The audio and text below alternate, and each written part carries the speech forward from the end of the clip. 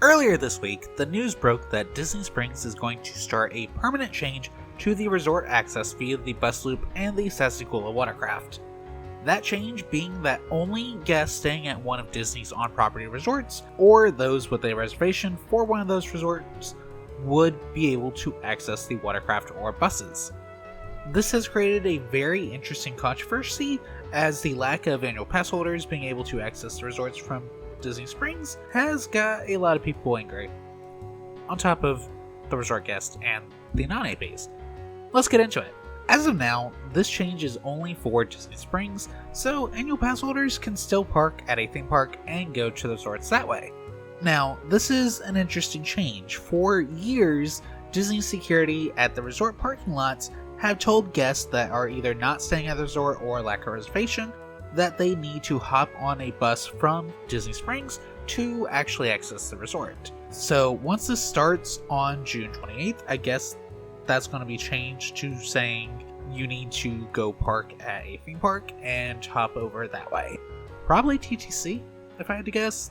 As best I've seen it, there's currently a few groups that are all arguing amongst themselves about this change. On one of the spectrum, you have the deluxe resort guests who feel their resorts are overcrowded by people that shouldn't get to just visit for the sake of visiting. That's a fair concern, I guess. Though I don't believe that is going to be truly dealt with by just blocking access from Disney Springs. The resort I saw mentioned the most for overcrowding was the Polynesian Resort, which can be accessed by all except one method of Disney transportation. That one method being the Disney Skyliner. You can take a boat over from Magic Kingdom, you can walk from Magic Kingdom or the Ticket and Transportation Center, and you can take the resort monorail. And that's just from Magic Kingdom, as you can also just take a bus from one of the other parks. Locking down the Springs bus route only deals with the people that are not willing to pay for parking or a reservation. The other end of the spectrum is those that don't have some form of quote-unquote free parking, like annual pass holders or cast members, and have been using the resort buses and thus taking up space at Disney Springs parking. These are the people that Disney is going after with this change. Whatever leadership team approved that change doesn't care if this group is actually paying for food or activities at the resorts. They're not utilizing the fact that they're at Disney Springs. Now, does forcing people to park and stay at Disney Springs actually help? I don't know. It's hard to say since we don't really have data sets for the previous trials of this locking down, and it's kind of a toss-up anyways.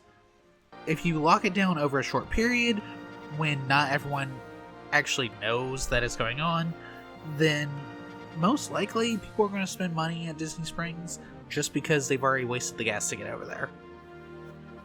However, making it a permanent change definitely feels like the extra spending from being locked out, from being able to hop from Disney Springs without paying for AP or parking, feels like it will eventually level out to the normal amount of money they make, I guess. I don't know, it's hard to say. But we're definitely going to see as time goes on, because Disney will have to make changes to this. But we'll get to that in a minute. Now, somewhere in the middle are the annual pass holders, cast members, and I guess the people willing to pay for parking to resort hop for the day. Reportedly, cast members have already been told that they'll just have to show their Disney Blue IDs to get on the buses or watercraft. I can't really confirm that, since the change hasn't taken full effect yet. Annual pass holders, however, don't seem to get that same clearance, which creates a summer-long problem. Typhoon Lagoon's overflow parking. The parking lots for Disney's water parks constantly struggle to have enough space during summer. This was true even before the free water park passes that are given to guests on the first day of their stays. So the split is that Animal Kingdom takes the overflow from Blizzard Beach, and Disney Springs takes the guests from Typhoon Lagoon, which isn't a problem for resort guests.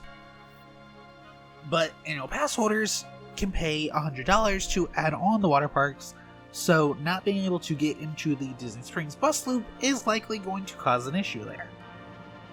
The real question is, how does that get remedied in a way that doesn't create a new exploit? The answer, honestly, is just to let APs go into the Springs loop. Then you can still verify they're supposed to be there with the tap-in, but it prevents something like having to check the individual pass holder, which there would be a lot, and making sure that each individual one has a water park and sports add-on. I have some doubts about this being remedied anytime soon though, but there's a decent chance. Disney has made controversial changes before, and some might say those controversial changes have been pretty frequent in the last few years. However, I don't know if I've seen a change bring out such entitlement from basically every kind of guest. I've seen plenty of the deluxe resort guests basically say that resort hopping should be locked down to just staying on property, and I've also seen non-AP locals say that this is the only way they're able to enjoy Disney now. I'm not going to say I know what the correct answer is. It's just frustrating seeing the entitlement that's fairly rampant in and around property getting spread online as well. Something I've learned while writing the script is that the ability to park at Disney Springs to go to a reservation only lasts 2 hours. The standard allocated hours for parking directly at the resorts for a reservation is 3 hours. So I'm interested to see if that's going to become a standard change across property, or if that's just going to be for Disney Springs parking. I'm thinking that for the most part, it shouldn't be too much of a problem, except for the Magic Kingdom resorts. Wilderness Lodge and the Monorail resorts are a bit lacking in parking, especially Polynesian after the tower was completed. Taking a step back for a moment, this is absolutely not something that is going to affect a normal guest.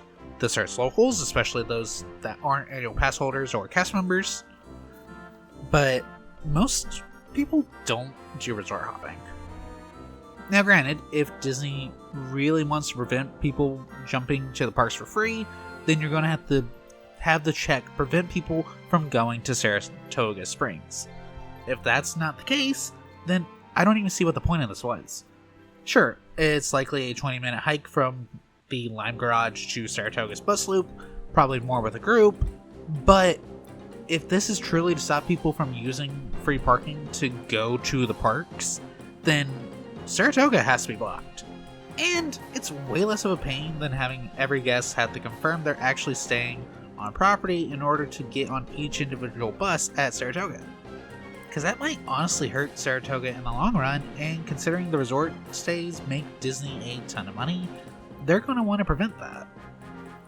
I have a feeling that it's going to be a very painful adjustment period, and Disney better keep up with it. There's a lot of edge cases that have been completely ignored with this change, and adjusting to deal with those may have unintended consequences. Thank you so much for watching.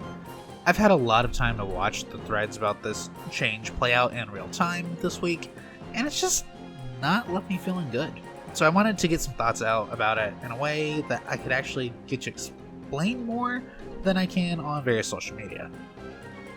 As far as I'm concerned, if you have a system, there will eventually be people that try to abuse it. Painting a prevention method with such a broad brush is not a viable long-term solution, as all those edge cases start causing problems.